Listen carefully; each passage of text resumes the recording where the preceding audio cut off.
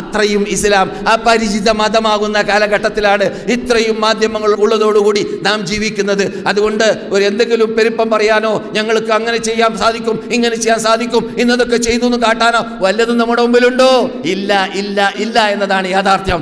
ആപേക്ഷികമായിട്ട് എന്തേ നാം 1600 മില്യനാണ്. 1600 മില്യനാണ്. 1600 മില്യൺ പോകട്ടെ, അതിൽ 1 മില്യൺ മാത്രം യഥാർത്ഥ തൗഹീദിൽ അടിയുറച്ച് നിന്നുകൊണ്ട് പ്രബോധനം വേണ്ടതുപോലെ ചെയ്തിരുന്നുവെങ്കിൽ ഈ സംഭവിക്കുന്ന സംഭവവികാസങ്ങൾ സംഭവിക്കാനോ അല്ലെങ്കിൽ അങ്ങനെയുള്ളതായ പ്രതിഷേധ വകുപ്പിൽ നിന്നിട്ട് വരുന്നതായ ചോദ്യങ്ങൾ ഉന്നയിക്കാനോ ആരും ഒരുങ്ങുകയില്ലായിരുന്നേനെ. എന്തേ? മൻ ഖാഫ അല്ലാഹ ഖാഫഹു കുല്ലു ഷൈ.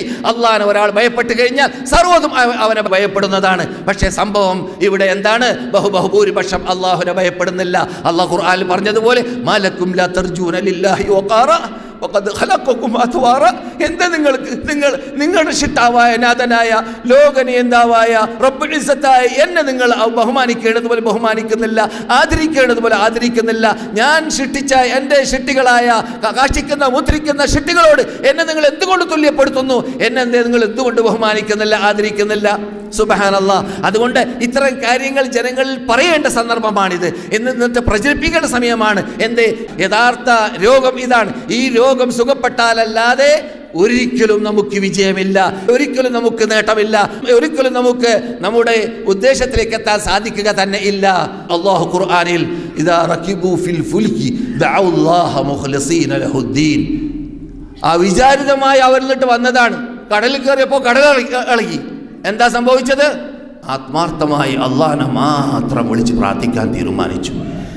അപ്പോഴോ അല്ലാഹു സുബ്ഹാനഹു വ തആലയുടെ വിശാലമായ അനുഗ്രഹത്തിലൂടെ അല്ലാഹു പറയാണ് ഫലമ്മാ നജ്ജാഹും ഇലൽ ബർരി, അവരെ നാം കരയിലേക്ക് രക്ഷപ്പെടുത്തി. കാഫിരീങ്ങളെ രക്ഷപ്പെടുത്തിയതാണ് പറയുന്നത്. എപ്പോൾ? അവർ തൽക്കാലമായിട്ട് തൗഹീദിലേക്ക് മടങ്ങിയപ്പോൾ.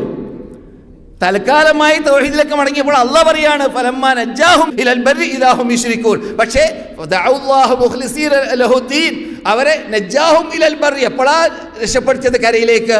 അവരെ അള്ളാഹനെ മാത്രം വിളിച്ച് പ്രാർത്ഥിച്ചപ്പോൾ. അപ്പോൾ തൽക്കാലമായിട്ട് അള്ളാഹനെ മാത്രം വിളിച്ച് ബഹുദൈവ വിശ്വാസികളാകുന്ന ആ അള്ളാഹു അല്ലാത്തവരെ വിളിച്ച് പ്രാർത്ഥിക്കുന്ന, അള്ളാഹു അല്ലാത്തവർക്ക് നേർച്ചയാക്കുന്ന അറക്കുന്ന മുശ്രിക്കീങ്ങൾ പ്രാർത്ഥിച്ചപ്പോൾ അള്ളാഹു അവർക്ക് വിജയം തൽക്കാലമായി നൽകിയിട്ടുണ്ടെങ്കിൽ ഞാൻ ചോദിക്കട്ടെ, നാം ഈ 1600 പരം മില്യൺ മുസ്ലിങ്ങൾ, അതിൽ നല്ലൊരു ശതമാനം അള്ളാഹുവിനെ മാത്രം വിളിച്ച് പ്രാർത്ഥിച്ച് ഖുർആൻ കൽപ്പിച്ച ശാസിച്ചതുപോലെയുള്ളതായ ആ മുവഹിദീങ്ങളായ 1-ാം നൂറ്റാണ്ടിൽ ജീവിച്ച, 2-ാം നൂറ്റാണ്ടിൽ ജീവിച്ച, 3-ാം നൂറ്റാണ്ടിൽ ജീവിച്ച ഖൈറുന്നാസി ഖർനി സുമ്മല്ലദീന യലൂനഹും സുമ്മല്ലദീന യലൂനഹും, എൻ്റെ സമുദായം, എൻ്റെ കാലഘട്ടക്കാർ, അവരാണ് ഉത്തമ സമുദായം, അവർക്ക് തൊട്ട കാലഘട്ടക്കാരാണ് ഉത്തമ സമുദായം എന്ന് റസൂലുള്ളാഹി വിശേഷിപ്പിച്ച ആ കാലഘട്ടത്തിലുള്ളവരുടെ ആ തൗഹീദ്, ആ ദൃഢമായ വിശ്വാസം, അള്ളാഹുമായുള്ള ബന്ധം നാം ഉണ്ടാക്കിയെടുക്കുകയാണെങ്കിൽ സംശയമേ ഇല്ല ആ ബദരീങ്ങൾക്കറിഞ്ഞ അതേ നസ്ർ, അതേ സഹായം അറിഞ്ഞുക തന്നെ ചെയ്യും.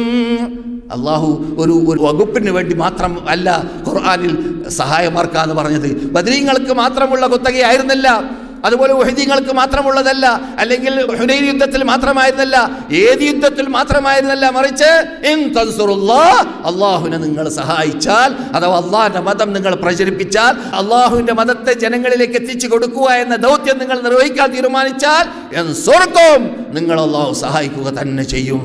മറുവശം എന്താണ്? കഴിഞ്ഞ ക്ലാസ്സിൽ ഞാൻ പറഞ്ഞു ഓർക്കുന്നത് ഉച്ചക്ക്, നിങ്ങൾ അള്ളാഹു നിന്യരാക്കുകയാണെങ്കിൽ, നികൃഷ്ടരാക്കുകയാണെങ്കിൽ, കൊളരുതാത്തരവായി നിങ്ങൾ ജീവിച്ചാൽ, അള്ളാഹനെ വില വെക്കാതെ നിങ്ങൾ ജീവിച്ചാൽ,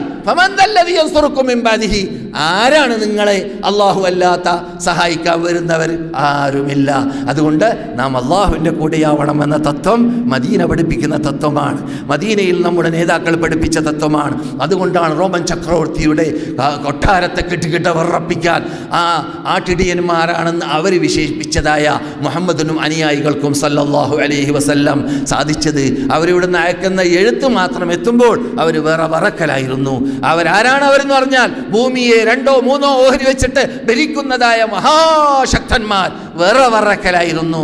അതൊക്കെ നമ്മുടെ മുമ്പിൽ എന്തെങ്കിലും പറയല്ലല്ലോ, കെട്ടുകഥകളല്ലല്ലോ, അസാത്തീറുൽ അവ്വലീനല്ലല്ലോ, മറിച്ച് അത് അനുഭവിച്ച യാഥാർത്ഥ്യമാണ്, സംഭവിച്ചതായ സംഭവ വികാസമാണ്.